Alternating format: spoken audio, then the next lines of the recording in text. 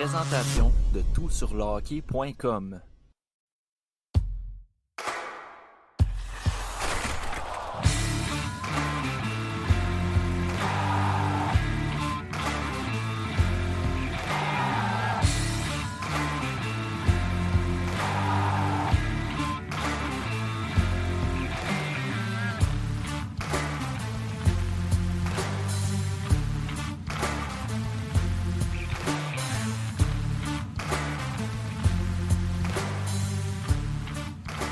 Bon début de semaine à tous et bienvenue dans cet épisode du Poolcast du TSLH Podcast.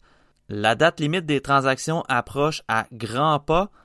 On rappelle aux auditeurs que cette fameuse date cette année sera le 12 avril. Et puis encore une fois cette semaine, il y a eu plusieurs rumeurs de transactions, plusieurs spéculations à travers le circuit. Donc on va faire un bon tour d'horizon là-dessus plus tard dans l'épisode. Je vous rappelle que cette semaine, vendredi exactement, on a publié notre 25e épisode du TSLH Podcast qui est disponible sur toutes les plateformes en audio ainsi que sur YouTube. Dans cet épisode, on parle notamment du Canadien de Montréal en vue de la date limite des transactions. On parle aussi du fameux problème de l'organisation à gagner des matchs en surtemps et après l'apparition de notre épisode vendredi dernier, le Canadien a gagné un match en surtemps, donc on dira pas que c'est de notre faute, mais le fameux curse est brisé par rapport au surtemps, mais aussi par rapport au chandail bleu Reverse Retro. Puis dans cet épisode, on a également parti un petit débat concernant l'avenir des dynasties dans la Ligue nationale de hockey.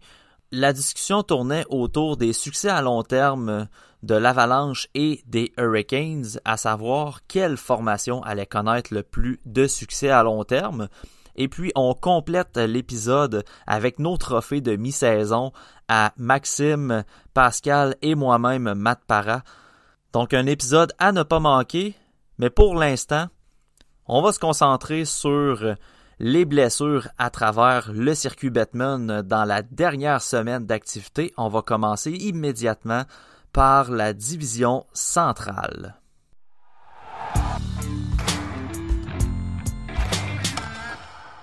Donc cette semaine dans la division centrale, ça a été plutôt tranquille au niveau des blessures. On a eu tout d'abord du côté des Red Wings de Détroit, Bobby Ryan qui a été blessé. Il a manqué quelques matchs cette semaine, mais samedi, il était de l'alignement des Red Wings, donc c'est une bonne nouvelle pour les Red Wings de Détroit parce que Bobby Ryan est visé par plusieurs rumeurs de transactions. On parle d'un joueur de location potentiel pour la date limite des transactions. Donc, le fait qu'il reste en santé est une bonne nouvelle pour l'organisation. Malheureusement, Jonathan Bernier s'est blessé au bas du corps cette semaine. Lui aussi, il est visé par des rumeurs de transactions. Il y a quelques gardiens cette semaine qui se sont ajoutés à Jonathan Bernier sur le marché des échanges, sur le marché des rumeurs. Je vais y revenir plus tard dans l'épisode. Pour Bernier, il n'a toujours pas pratiqué en date de vendredi. Et puis dans l'organisation des Wings, il y a également Tyler Bertuzzi qui n'a pas pratiqué non plus cette semaine. Donc les deux joueurs qui risquent de manquer les prochains jours, possiblement la semaine au complet, mais on va attendre cette semaine pour avoir plus d'informations.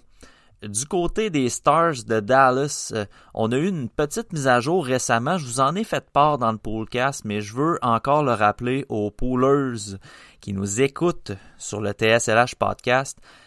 Tyler Seguin et Ben Bishop, en date du 17 mars, ils seraient de retour dans 3 à 5 semaines. Donc Dallas, présentement, risque pas de bouger au trade deadline selon les dernières rumeurs parce que les acquisitions vont se faire de l'interne. On va avoir Seguin et Bishop qui vont revenir dans l'alignement. Ça implique notamment que Jake Oettinger va tomber 3e gardien de but de la formation. Le jeune gardien connaît du succès depuis qu'il est dans la formation. Il connaît même une meilleure saison qu'Anton Khudobin présentement.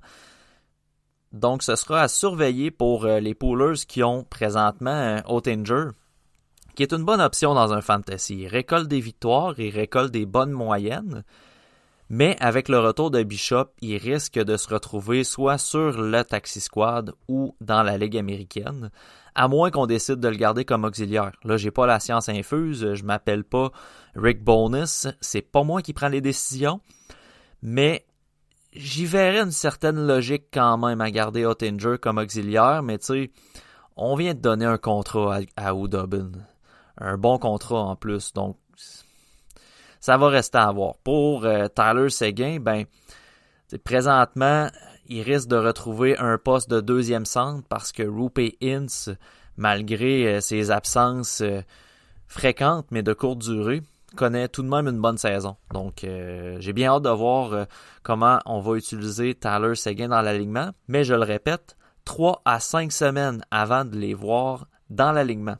Chez les Preds, les Preds qui sont très affectés par les blessures présentement, on a eu le retour de UC Saros dans l'alignement, qui est une bonne nouvelle tout de même si les Preds cette année risquent pas d'entrer en série. Là, on a de la misère à marquer des buts. Pekka Rinne, c'est plus le Pekka Rinne qu'on a connu dans les dernières années. C'est sûr que le Finlandais vieillit également. Puis c'est au tour de Saros d'être numéro 1 dans cette organisation-là. Cette année, Saros avait une moyenne de 2,78 et une efficacité de 913 en 15 parties. Donc, je m'attends clairement à ce qu'il reprenne son poste de numéro 1 au sein de la formation. Donc, pour ceux qui l'ont dans leur fantasy, c'est une bonne nouvelle en soi parce qu'il va avoir des départs, mais est-ce qu'il va avoir des victoires? Ça, c'est un autre débat. Chez les Blackhawks de Chicago, on a le retour de Dylan Strome, qui était à l'écart du jeu pour une commotion cérébrale. Ça faisait plusieurs semaines qu'il était à l'infirmerie. Dylan Strome, qui avait pas un bon début de saison, par contre. En 21 matchs, il y avait 9 points, 5 buts. C'est pas un début de saison comme il nous a habitués avec les Hawks depuis son arrivée. Évidemment, il y a eu une première saison de feu avec 51 points en 58 matchs. L'an passé, ça a diminué un peu avec 38 points en 58 matchs. Cette année, ça diminue encore, puis on a des joueurs comme Pius Suter qui élèvent leur jeu cette année. Donc, je m'attends pas à ce que Dylan Strome vienne voler la place à quelqu'un dans l'alignement. Je pense qu'on va user de patience dans son cas, puisque ça fait plusieurs semaines qu'il est à l'écart. Mais c'est tout de même un point positif parce que Dylan Strome, c'est quand même un joueur qu'on a dans nos alignements de fantasy late round. C'est un choix au repêchage de début d'année qui sort relativement tard. S'il est dans les agents libres, ça pourrait être un bel ajout, mais j'attendrai de voir avant son utilisation chez les Hawks pour sauter dessus via le marché des agents libres.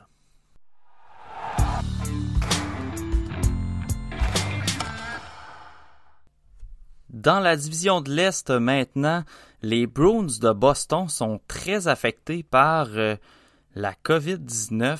En fait, on ne sait pas s'il y a un joueur qui l'a contracté ou non, mais présentement, on a Jake DeBrusk, David Krejci, Craig Smith ainsi que David Pastrnak qui sont sur la liste COVID.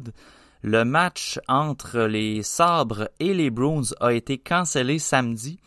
Donc, on va attendre en début de semaine pour voir si la formation va être de retour sur la patinoire.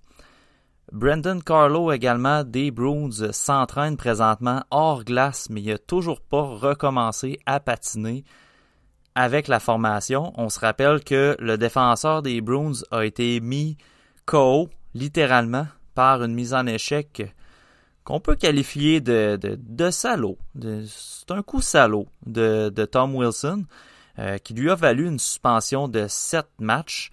D'ailleurs, l'attaquant était de retour en fin de semaine avec sa formation.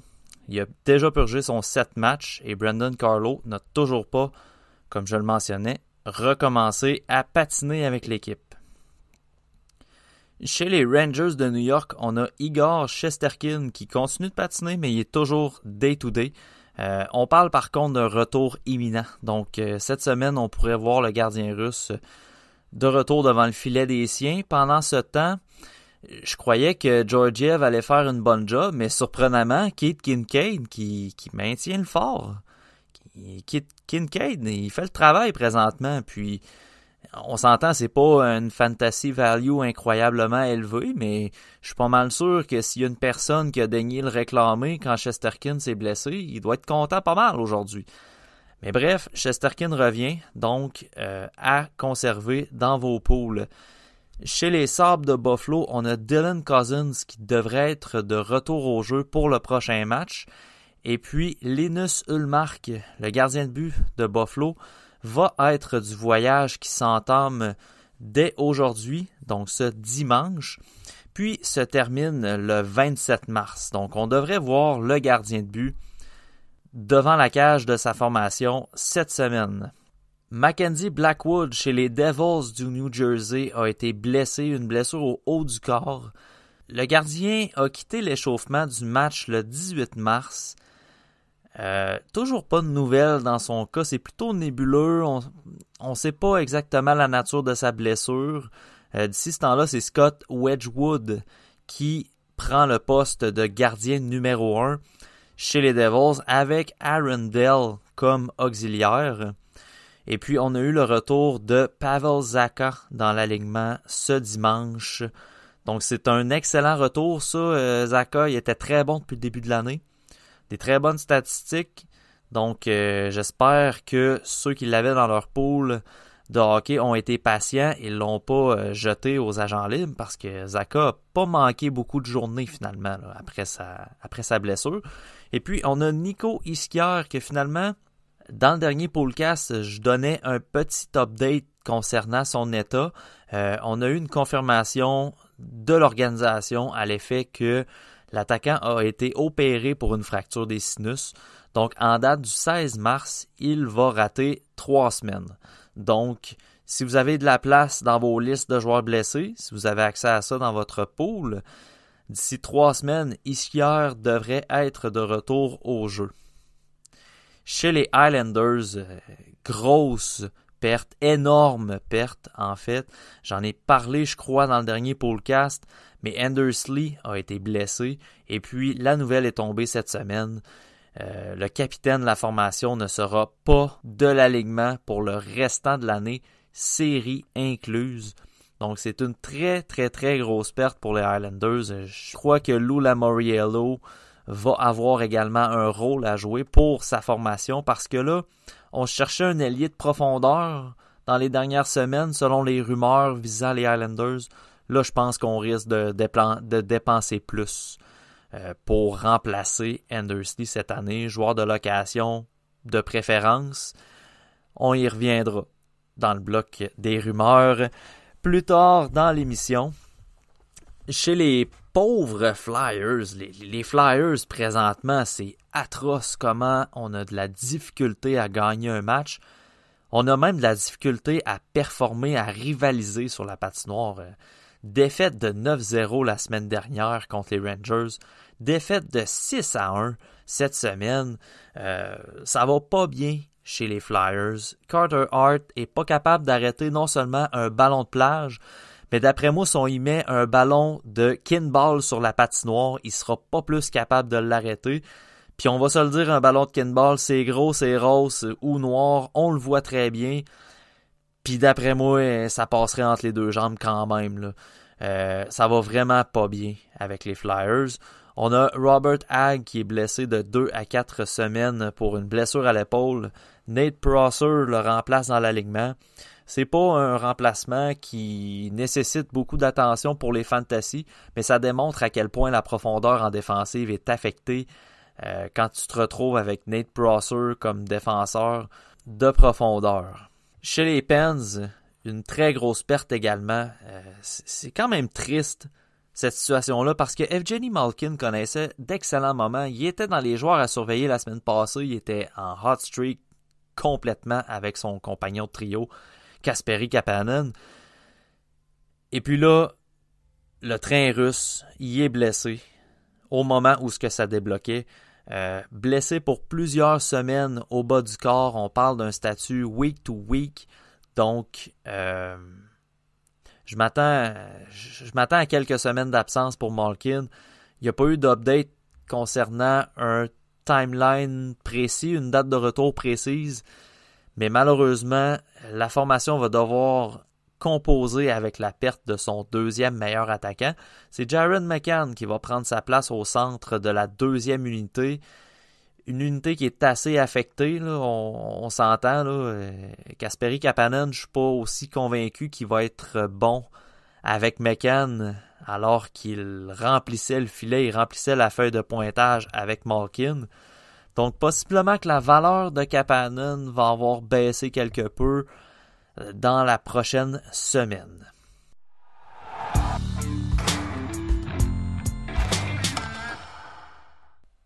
Donc on enchaîne maintenant avec la division canadienne. Chez les Oilers d'Edmonton, on a Kyler Yamamoto qui est présentement à l'écart du jeu depuis le 18 mars. Une blessure qu'on dit undisclosed. Donc on ne sait pas encore la nature de la blessure de l'attaquant des Oilers qui avait connu un très bon début de saison là, à sa deuxième année dans le show.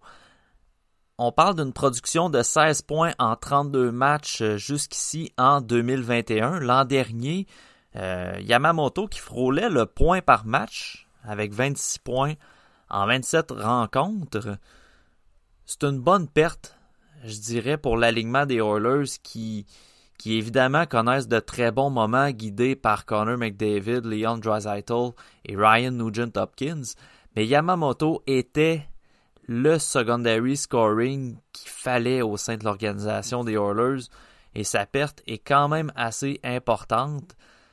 Pour les Poolers, évidemment, c'est une perte importante. Yamamoto qui est un bon producteur de points. On s'attendait à une très bonne saison. Pour le moment, pas de délai particulier d'annoncer de la part des Oilers, donc on va devoir être patient dans son cas. L'hécatombe chez les Sénateurs d'Ottawa, parce que présentement, on a aussi bien dire qu'on n'a plus de gardien de but, là. Rendu là, parce que Matt Murray s'est blessé pendant l'échauffement d'un match cette semaine et son statut est week to week, donc quelques semaines sans Matt Murray. Marcus Högberg devrait être de retour fin mars, début avril, et Joey Dakar est blessé pour le reste de la saison. Donc là, présentement, il reste uniquement Philippe Gustafsson dans le staff régulier des Sénateurs d'Ottawa qui ont jeté leur dévolu évidemment sur Anton Forsberg sur le marché du ballottage cette semaine. Un claim qui est arrivé à pic, on va se le dire, parce que présentement, là, Anton Forsberg, c'est pas mal lui qui va garder les buts là, devant la cage des Sens. C'est lui qui va être le gardien de confiance. On s'entend que les Sénateurs peinent à gagner des matchs avec leur gardien numéro 1. Les Sens qui jouent pas mal, mais avoir un gardien de but des Sénateurs dans un pool, il faut s'attendre à avoir des moyennes d'efficacité, des moyennes de buts alloués plutôt décevantes. Donc je ne m'attends pas à ce que Anton Forsberg soit un ajout de taille dans un pool, mais sachez que pour le restant du mois de mars, il va avoir beaucoup de départs. Ça risque d'être lui qui soit devant la cage des siens pour plusieurs matchs d'affilée. Chez les Canucks de Vancouver, on a Tanner Pearson qui a été placé sur la liste des joueurs blessés pour une blessure à la cheville, absence de 4 semaines. Et on a présentement Elias Pettersson qui est sur la liste à long terme des joueurs blessés. Cette décision-là me surprend. Honnêtement, j'ai fait quelques recherches, puis il n'y a vraiment pas beaucoup d'informations concernant l'absence du joueur étoile des Canucks de Vancouver. On parle d'une blessure au haut du corps. Puis Pettersson n'était pas du voyage de 4 matchs qui se terminait ce samedi contre le Canadien de Montréal. Comme je dis, il n'y a pas trop d'updates, donc c'est dur de savoir. Oui, il est sur la liste des joueurs blessés à long terme, mais tout comme Pietrangelo, qu'on reviendra bientôt, ça ne veut pas nécessairement dire qu'il est en dehors de l'action pour le reste de la saison. Donc je vais attendre plus de détails de la part de l'organisation avant de m'avancer sur le cas d'Elias Pettersson. Pour ce qui est de Pearson, c'est une absence qui est minimale, 4 semaines.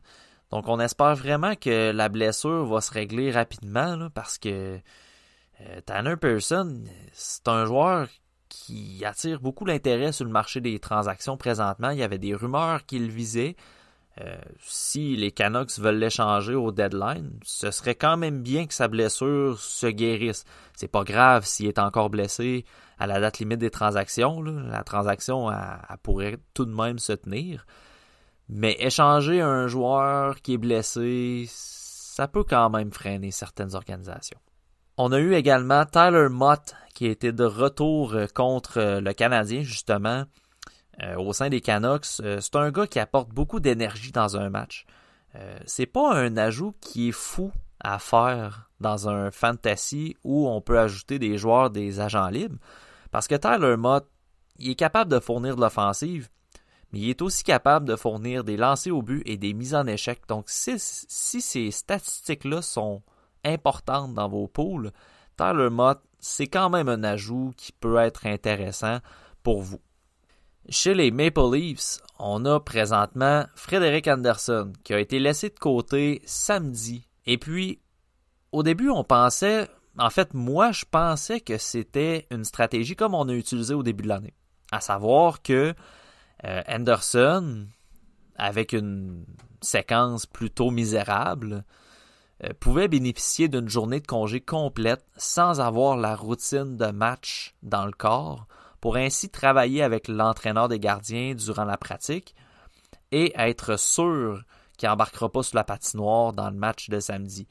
Mais, selon les dernières informations, Andersen serait blessé. Là, les Leafs embarquent dans un congé de 5 jours. Donc, est-ce que Andersen va être subitement plus blessé à la fin de ces 5 jours-là? Ça se peut très bien.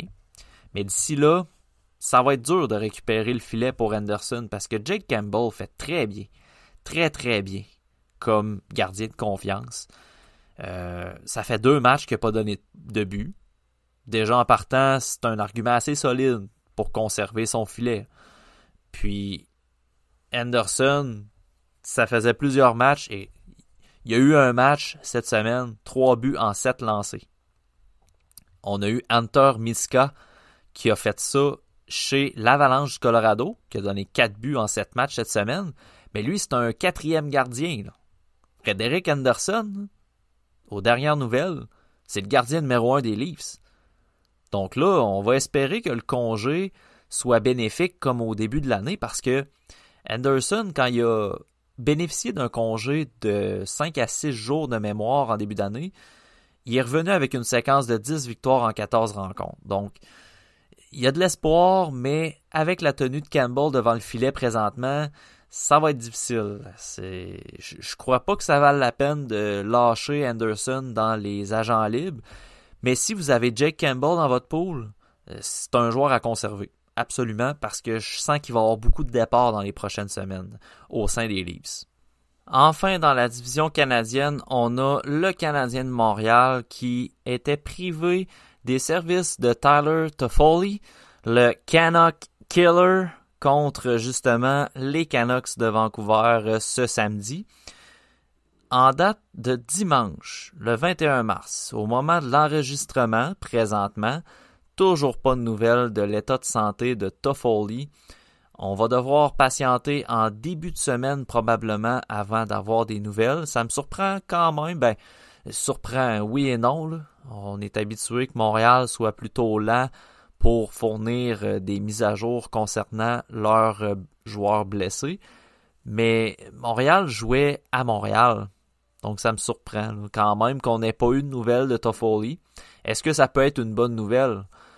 Sincèrement, ça peut être d'un bord puis de l'autre. Là. Il y a vraiment pas de façon parfaite de voir cette situation-là.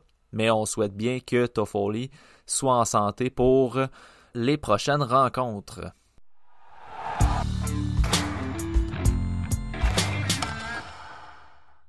Donc pour conclure le bloc mise à jour sur les blessures, On termine avec la division Ouest alors que John Gibson chez les Ducks a été placé sur la liste des joueurs blessés. Hampus Lindholm a été placé sur la liste des joueurs blessés à long terme. Dans le cas de Gibson, c'est une blessure au bas du corps. On mentionne que ça ne semble pas être une blessure sérieuse. Puis le placement sur la liste des joueurs blessés est rétroactif. Pendant ce temps-là, c'est Ryan Miller qui assure les arrières. Miller qui n'a pas une très bonne saison cette année, là. Donc, si on veut des départs dans un pool, Ryan Miller est une option, mais est-ce qu'il va être un gardien de qualité? C'est très peu probable.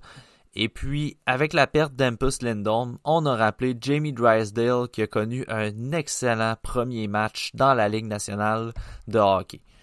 Chez les Coyotes, Darcy Kuemper est toujours à l'écart du jeu, comme je le mentionnais dans le dernier podcast. Et puis, Antti Raanta a manqué quelques matchs cette semaine, mais le gardien est de retour. Donc, ça, c'est une excellente nouvelle parce qu'on veut absolument pas rentrer dans un cirque de gardiens comme on l'a fait dans les dernières années, où on devait composer avec 5-6 goalers pendant toute l'année à rotationner en raison des blessures. Donc, Raanta qui est en santé, c'est une bonne nouvelle. Au Colorado, tout le monde est revenu, sauf Pavel Francouz, qui est toujours à l'écart. On est allé chercher un gardien des Sabres, j'y reviendrai plus tard, qui risque de prendre la place d'Hunter Miska comme auxiliaire à Philipp Grubauer. Et puis, quand je mentionne que tout le monde est de retour, évidemment, c'est Cale Makar et Bowen Byram qui retient notre attention. Les deux défenseurs qui sont de retour, donc c'est une bonne nouvelle pour les Poolers qui ont ces deux excellents arrières-là. Plus tôt, je mentionnais qu'Alex Pietrangelo a été placé sur la liste des joueurs blessés à long terme. C'est une situation qui est particulière, je dirais, présentement, parce que pas plus tard qu'aujourd'hui, en ce dimanche, Peter DeBoer a mentionné qu'il ne s'attendait pas à ce que ce soit une blessure à long terme. Mais tu sais, quand on parle long terme, là, on parle de la façon qu'il le mentionnait. Là, c'était vraiment qu'il ne s'attendait pas à ce qu'il soit absent pour le reste de la saison. Mais on l'a placé sur la liste des joueurs blessés à long terme quand même. Donc j'ai l'impression qu'on commence à préparer le salary cap pour faire de l'espace là, à la date limite des transactions. Toujours pas de nouvelles sur la nature de la blessure du défenseur, donc un statut qui va être à surveiller dans les prochaines semaines.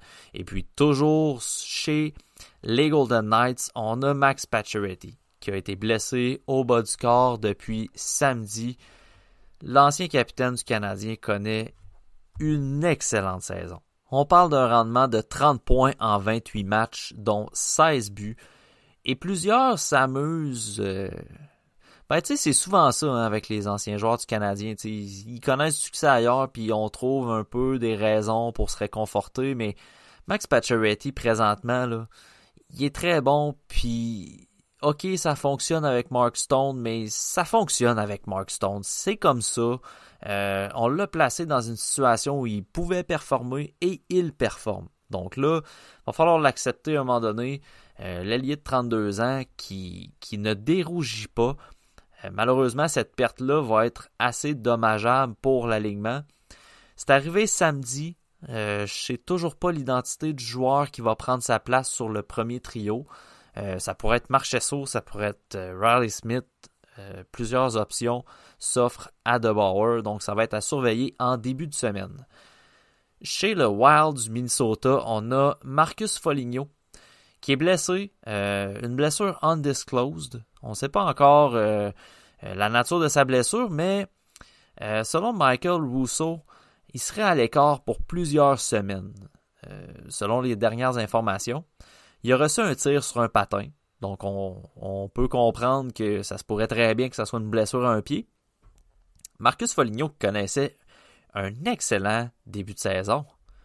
On en parlait dans l'épisode 25 du TSLH Podcast, mais Marcus Foligno, c'est un gars qui cogne, c'est un gars qui cette année, marque des buts, fournit de l'offensive. C'est une bonne perte, Marcus Foligno, pour l'organisation du Wild, mais pour les Poolers aussi, qui ont eu le flair d'aller chercher ce gars-là dans les agents libres. Parce que Marcus Foligno, c'est pas un joueur nécessairement qu'on va être porté à repêcher en début d'année, Mais avec sa tenue depuis le début de la saison, je suis pas mal assuré que c'est un joueur qui faisait partie de plusieurs alignements, notamment sur Yahoo, dans les fantasy, où on peut construire nos alignements au gré des semaines. Et puis, toujours chez le Wild, on a Matt Dumba qui est blessé présentement, une blessure au bas du corps. On a mentionné du côté de l'organisation que c'était mieux que ça en avait l'air. Dumba qui semblait assez amoché là, après la blessure qu'il a subie à son dernier match. C'est demeuré un cas douteux pour la fin de semaine, donc présentement, il n'a pas rejoué. Son statut est toujours day-to-day, donc ça va être un cas à surveiller tout de même. C'est un défenseur qui a cumulé 11 points en 26 matchs, qui jouait 22 minutes par match, donc c'est une perte assez importante pour la formation du Wild. Et pour conclure, chez les Blues de Saint-Louis, les blessés reviennent tranquillement. On a Jaden Schwartz qui était de retour dans l'alignement en fin de semaine, qui était sur un trio avec Brayden Schenn et Vladimir Tarasenko. Donc évidemment, les trois éléments de ce trio-là vont être... Leur valeur fantasy est assez élevée. Tyler Bozak est tombé au combat dans le dernier match, je crois que c'était samedi. C'est pas une nouvelle, je veux dire, Tyler Bozak a passé beaucoup de temps à l'infirmerie depuis qu'il est avec les Blues. Mais le retour de Jaden Schwartz est une très bonne nouvelle pour la formation.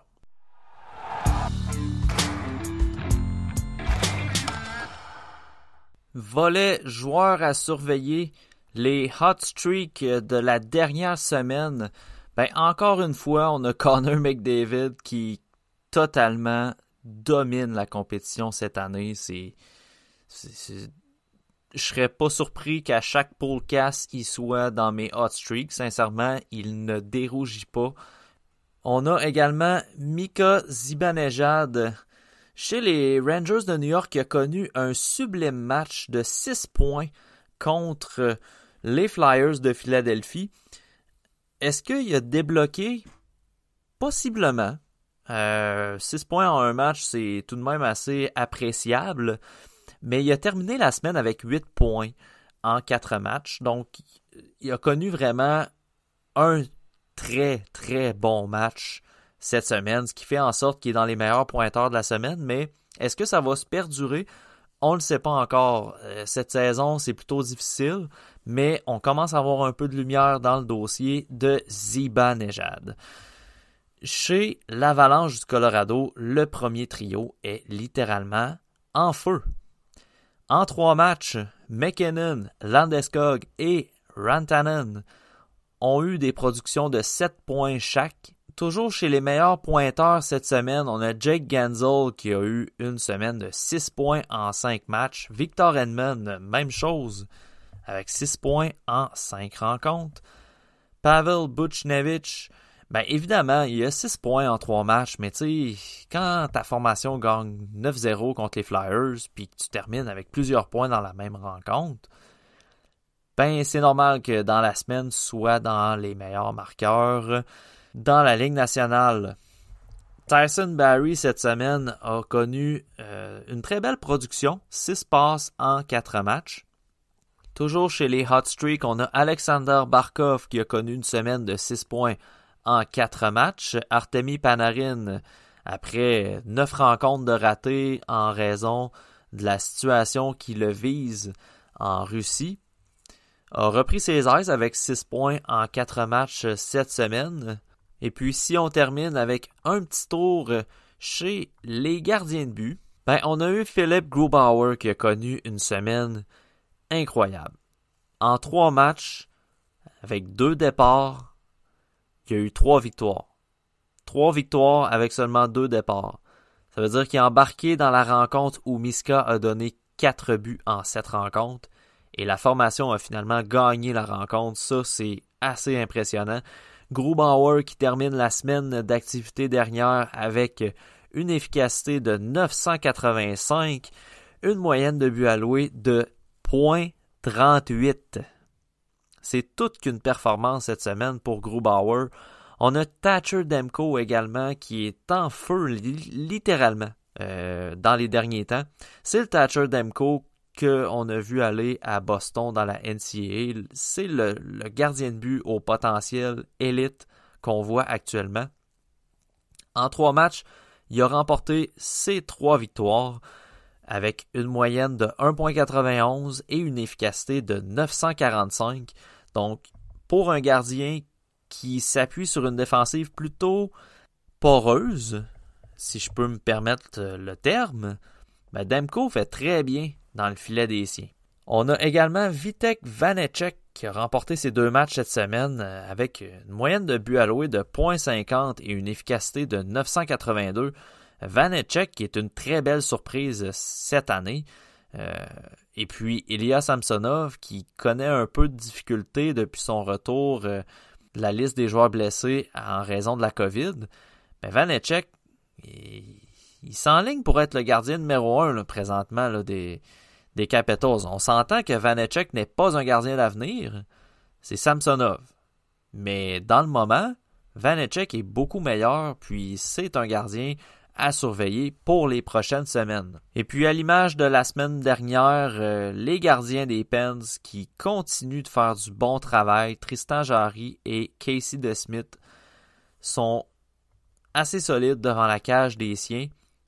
Puis, c'est sans surprise que Vasilevskiy a remporté ses 3 matchs en 3 départs cette semaine, des moyennes un peu meilleures que la semaine dernière par contre. On parle d'une efficacité de 924 puis une moyenne de 1,95. Donc une excellente semaine pour le gardien qui risque encore une fois de remporter le trophée Vezina.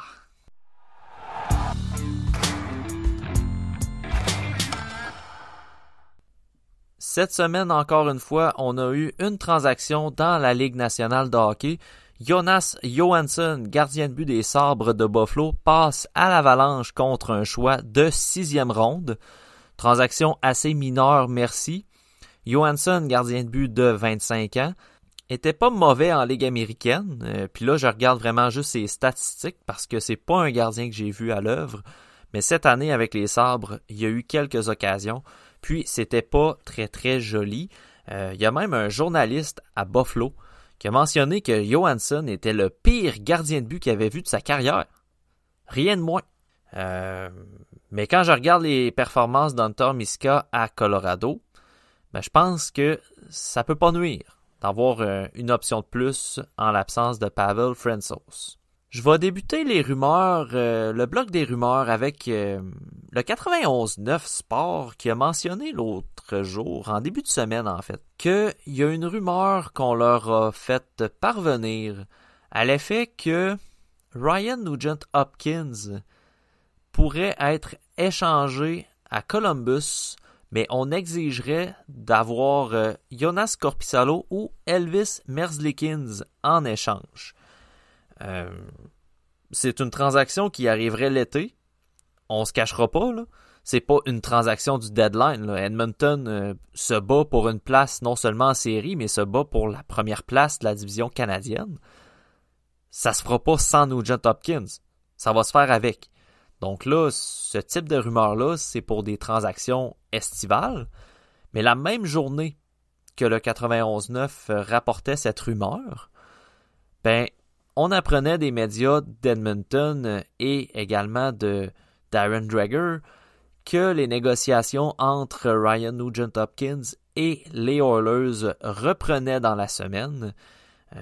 Selon les dernières informations, la dernière offre soumise au clan de RNH était de 6 à 6,5 millions par année, ce qui est exactement le salaire qu'il fait présentement. Donc, évidemment, c'est une offre qui a fait casser les négociations. Je m'attends à ce que RNH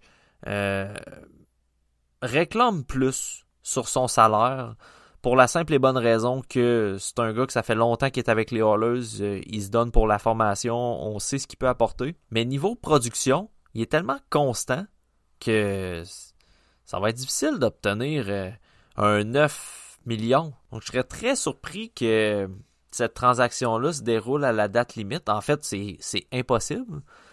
Mais je serais curieux de voir cet été, advenant que les Oilers ne peuvent s'entendre avec Nugent-Hopkins, c'est clair qu'on va essayer de l'échanger avant qu'il frappe le marché des joueurs autonomes pour capitaliser sur sa valeur. Columbus a beaucoup de relève dans le filet. On a Daniel Tarasov qui devrait partir de la Russie sous peu pour rejoindre la formation, un gardien russe. On a Merzlikins, on a Korpisalo. C'est intéressant, mais je pense que ça va prendre plus pour obtenir les services de Nugent Hopkins. Mais juste l'idée de voir RNH avec Patrick Laine, et là, ce serait merveilleux.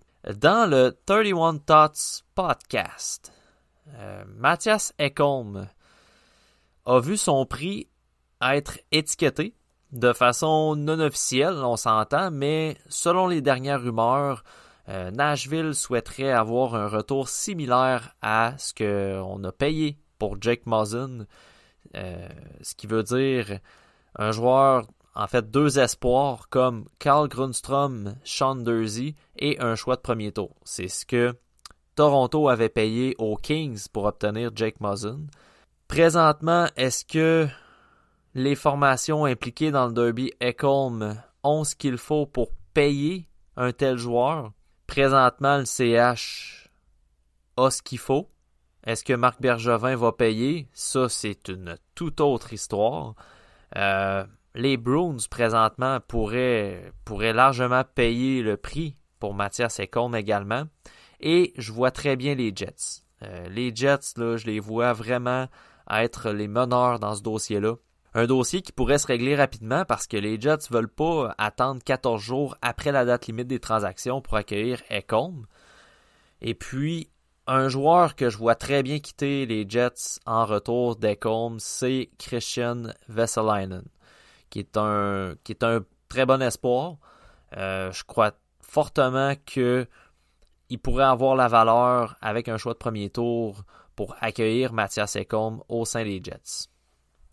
Puis dans le 31 Thoughts podcast, Friedman mentionne que Anthony Mantha pourrait être disponible. Ça me surprend vraiment beaucoup parce que on a mis vraiment là tous nos œufs dans le panier de Mantha.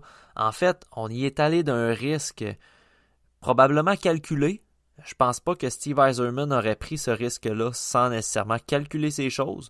Mais Anthony Mantha a signé un contrat pont, un contrat de transition, mais de 4 ans.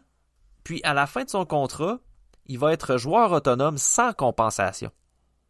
Alors qu'il va tomber exactement dans son pic. Ça a été une décision plutôt particulière d'organisation. Mais ça me surprendrait très gros que après la première année de son contrat, on décide de se départir du jeune. OK, il connaît une moins bonne saison. Mais est-ce que c'est une raison valable pour échanger Mantha? Moi, je pense pas. Je pense vraiment pas. C'est sûr que les Red Wings vont avoir des appels. On se cachera pas, là, les DG vont faire leur job. Mais Mantha, je ne crois pas qu'il quitte les Red Wings. S'il aligne 2 saisons plutôt décevantes, ben là, on reparlera. Parce que Mantha, comme je le mentionnais, il va être joueur autonome sans compensation à la fin de son contrat. Les Maple Leafs ont mentionné cette semaine être all-in. On préfère un joueur de location plutôt qu'une transaction de style hockey. On prévoit se départir de top prospects pour ajouter des éléments offensifs. On cherche un attaquant chez les Maple Leafs. Carl Dubas est clairement le roi de la calculette parce que, sérieusement, je regarde la masse salariale de Toronto et ça prend une gestion de maître pour ajouter du mordant en offensive comme on veut le faire. Parce que là, présentement, ce qu'on a mentionné, c'est que Rasmus Sandin semble être intouchable chez les top prospects parce que Carl Dubas a mentionné que le défenseur va contribuer au succès de l'équipe dès maintenant. Mais il n'a pas parlé des autres espoirs. Puis il a clairement mentionné qu'il était prêt à se départir d'un top prospect. Donc là, Nick Robertson, Rodion Amirov, Timothy Liljegren et Topi Niemela sont sur la sellette, sont présentement, là. C'est des espoirs qui pourraient quitter les Leafs. On est vraiment là all-in cette année. Vraiment. Est-ce que un joueur comme Taylor Hall peut se retrouver à Toronto. Il y a des rumeurs qui vont en ce sens, mais sérieusement, je suis pas assez un pro de la masse salariale pour être en mesure de dire que c'est un scénario réalisable. Mais il va falloir qu'il y ait de la retenue de salaire, pas à peu près, pour que Taylor Hall se retrouve avec les Maple Leafs. Les noms qui sont associés aux Leafs, Rickard Rakell, évidemment Taylor Hall, et puis on a Kyle Palmieri, qui pourrait être un ajout très intéressant pour la formation des Maple Leafs de Toronto. Rickard Rakell, qui est un joueur, semblerait-il, que le prix est très élevé. Pierre Lebrun mentionnait que les Ducks voudraient un choix de premier tour pour Rakell et un joueur prêt à faire le saut en NHL. Donc là, si je reviens aux Leafs, on a un Nick Robertson qui serait prêt à faire le saut en Ligue nationale. Cette année, il a été blessé, puis on voulait comme pas trop le rusher, on le gardait sur le taxi squad, mais on prévoyait tout de même l'utiliser là, dans l'alignement. Puis il s'est blessé. Et Robertson correspond clairement à ce que les Ducks rechercheraient pour Rickard Rakell. Donc, si j'avais un vieux 2 à parier, d'après moi, Rakell, ça pourrait être un joueur qui se retrouverait à la date limite avec les Maple Leafs. Je parlais tout à l'heure de retenue de salaire. Mais dans le Insider Trading, on a mentionné du côté de Frank Seravalli que les Blackhawks de Chicago pourraient agir à titre de tierce équipe dans les trades. Puis par là, ce que j'entends, c'est que on dispose présentement de 22 millions en espace salarial en raison de la liste des joueurs blessés à long terme. On a profité de l'espace nécessaire. Et puis, à la date limite, dans l'espace projeté selon Cap Friendly, on dispose de 22 millions. Donc là, s'il y a des formations qui veulent compléter des transactions et qui n'ont pas de place sur leur masse salariale, les Hawks pourraient s'immiscer. On se rappelle, à l'époque, les Pens avaient agi exactement de cette façon-là. Lorsque Derek Brassard est passé des Sénateurs aux Penguins de Pittsburgh, il est passé par Vegas avant de se retrouver avec les Pens, et Vegas ont retenu 40% du salaire de Derek Brassard, ce qui a permis aux joueurs de centre de rejoindre les Penguins de Pittsburgh. Cette année, les Hawks pourraient agir de cette façon-là. Et puis, moi, je me demande de mon côté si les Islanders pourraient pas justement aller chercher un joueur comme Mathias Janmark, qui est un joueur qui connaît une excellente saison cette année. On parle d'une production de 10 buts en 32 matchs pour un total de 18 points. Je parle d'excellente saison, là. Mathias Janmark, là, c'est pas un joueur qui va marquer 60 points. Mais c'est une excellente saison pour le joueur qui est, pour les attentes qu'on a envers ce joueur-là. Puis Mathias Janmark correspond exactement à ce que les Islanders cherchaient plus tôt dans la semaine. On cherche un joueur de profondeur. Et Mathias Janmark correspond à ça. Est-ce que les Hawks pourraient décider de prendre le fameux salaire de Léo Komarov? Le petit Léo, là, présentement, là, il coûte cher aux Islanders. Puis il joue pas bien. Il a disputé présentement 15 parties au sein de l'alignement des Islanders. Donc, il a joué 50% des matchs cette année. Gagne 3 millions pour la saison. Komarov qui a été envoyé au ballottage, personne ne l'a pris. Qui a été offert sur le marché des transactions depuis le début de la saison, personne ne le veut non plus. À la date limite des transactions, les Hawks pourraient refiler Janmark aux Islanders contre Komarov pour ainsi se départir d'un salaire de 3 millions qui tombe à échéance, pas cet été, l'autre. Komarov, son contrat se termine en 2022. Donc, de se libérer de son salaire pourrait faire du sens pour les Islanders. Puis, les Hawks ont l'espace pour l'accueillir. Donc, si on imagine un peu le scénario, les Islanders départissent du salaire de 3 millions de Komarov. Les Hawks pourraient peut-être retenir du salaire de Janmark, parce que présentement, il touche 2,25 millions, joueur autonome sans compensation à la fin de la saison. Donc, c'est une belle aubaine pour les Islanders de se départir du salaire de Komarov, de peut-être pas payer complètement le salaire de Janmark. On vient de se libérer plusieurs millions pour accueillir un autre joueur pour le top 6. Donc, à mon sens, c'est une hypothèse qui pourrait se tenir. Est-ce que ça va arriver?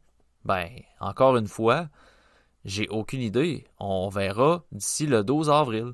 Tout à l'heure, je parlais du marché des gardiens de but. Ben, évidemment, Jonathan Bernier demeure un nom disponible sur le marché. Puis cette semaine, les noms de Peter Mrazek, les noms de James Reimer et de Devan Dubnyk se sont ajoutés. Reimer, je suis pas super surpris qu'il soit ajouté dans les rumeurs de transactions parce que avec la tenue de Nedeljkovic, on va avoir un petit problème à 3 gardiens de but chez les Hurricanes. Mais ce qui me surprend, c'est que la Caroline était visée de rumeurs qui voulait ajouter un gardien de but. Donc là, je suis un peu perplexe par rapport à tout ça. Là. On s'entend des fois, il y a des rumeurs qui sont véhiculées dans certains médias par certaines personnes que c'est particulier. Celle-là, j'ai un peu tendance à avoir un frein dessus. Mais Devan Dubnyk, je comprends parfaitement l'idée derrière ça. C'est un gardien qui coûterait vraiment pas cher à mettre la main dessus. Parce que présentement, Dubnyk a une portion de son salaire qui est retenue par le Wild du Minnesota. Puis, San Jose pourrait également retenir la portion de salaire qui reste au salaire de Dubnyk. Ça fait pas mal de salaire, là, mais tout ça pour dire que Dubnyk ne coûterait pas cher à acquérir pour une masse salariale. Puis, on s'entend que Martin Jones, lui, il n'est pas échangeable là, présentement. Il coûte cher, il n'est pas bon. Bon, il n'est pas bon. C'est quand même un gardien de la Ligue nationale, là. Mais Martin Jones n'offre clairement pas un rendement de gardien numéro 1 pour le salaire qu'il fait. Donc, ce goaler-là n'est pas échangeable. Mais Devan Dubnyk l'est, puis il coûterait pas cher. Puis présentement, il est dans une bonne séquence. Donc, je crois personnellement que Devan Dubnyk est un nom à surveiller. Puis, des formations pour le relier, ben, tu sais, c'est facile de relier Colorado avec Dubnyk parce que on pourra pas toffer les séries avec Grubauer, même si ce dernier connaît des très bonnes séquences présentement. On va vouloir ajouter de la profondeur. Puis on a de l'espace sur la masse salariale pour ajouter un excellent joueur en offensive, un joueur de location. Et si Devan Dubnyk ne coûte pas cher comme ça, on pourrait même l'acquérir lui aussi. Donc, je crois que Colorado pourrait vraiment être une formation à surveiller dans ce dossier-là, tout comme les Capitals de Washington, qui sont visés par des rumeurs à l'effet qu'ils se cherchent un gardien de but supplémentaire en prévision des séries. Mais mon guess premier, ce serait vraiment Colorado, qui d'ailleurs serait intéressé par les services de Taylor Hall, selon Elliot Friedman, qui expliquait tout ça dans un segment sur la radio d'ESPN 1025. Taylor Hall qui était relié aux Islanders et à l'Avalanche dans ce segment radiophonique. Les Islanders, comme je le mentionnais, s'ils sont en mesure de se départir d'un salaire grâce à Chicago, mettons, Taylor Hall pourrait être une option. Là, est-ce que Taylor Hall va retrouver Jordan Eberle?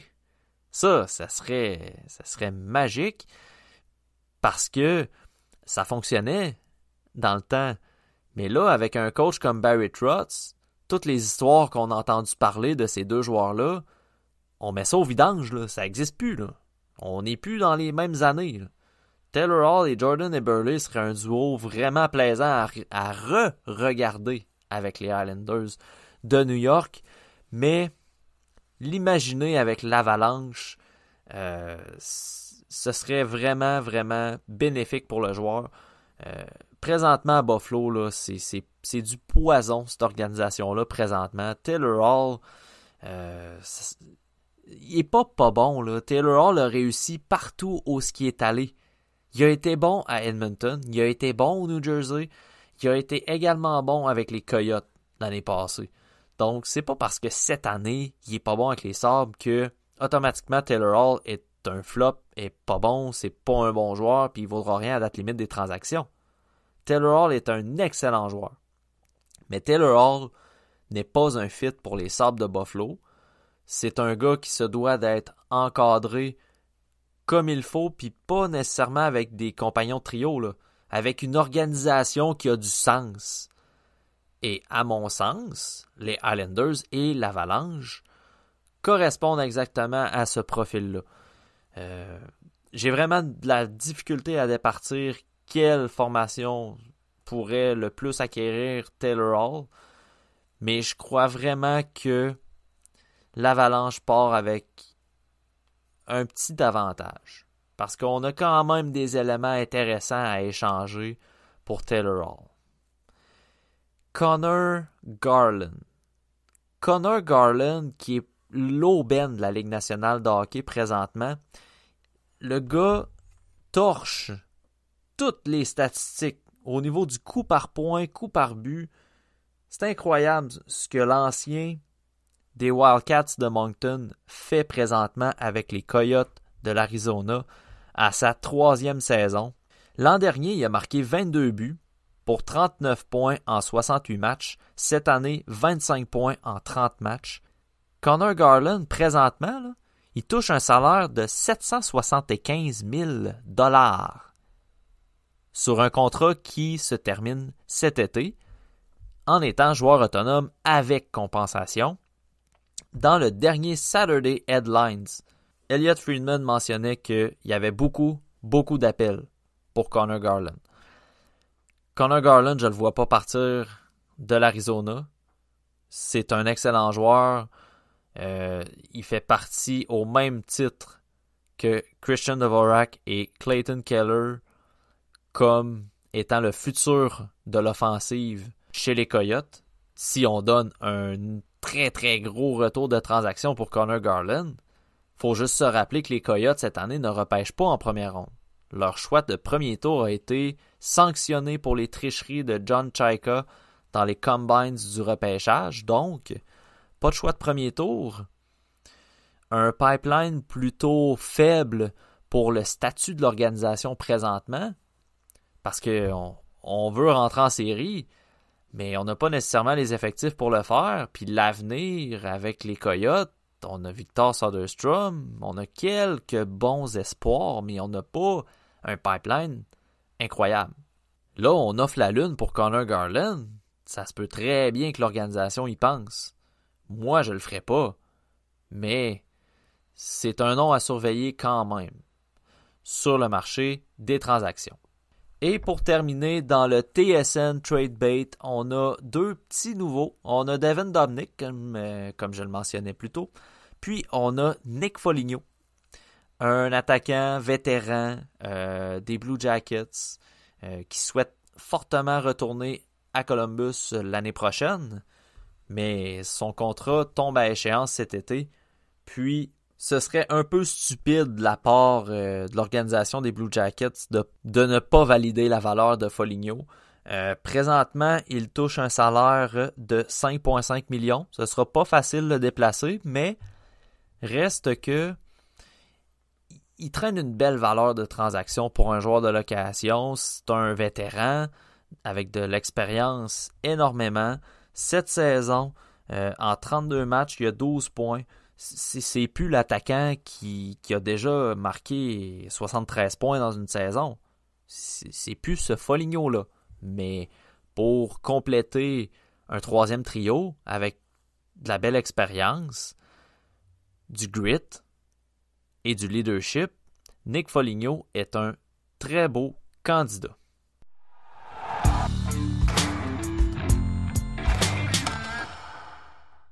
Donc, c'est ce qui met fin au podcast de cette semaine. Merci d'avoir été à l'écoute. N'oubliez pas surtout de partager le podcast.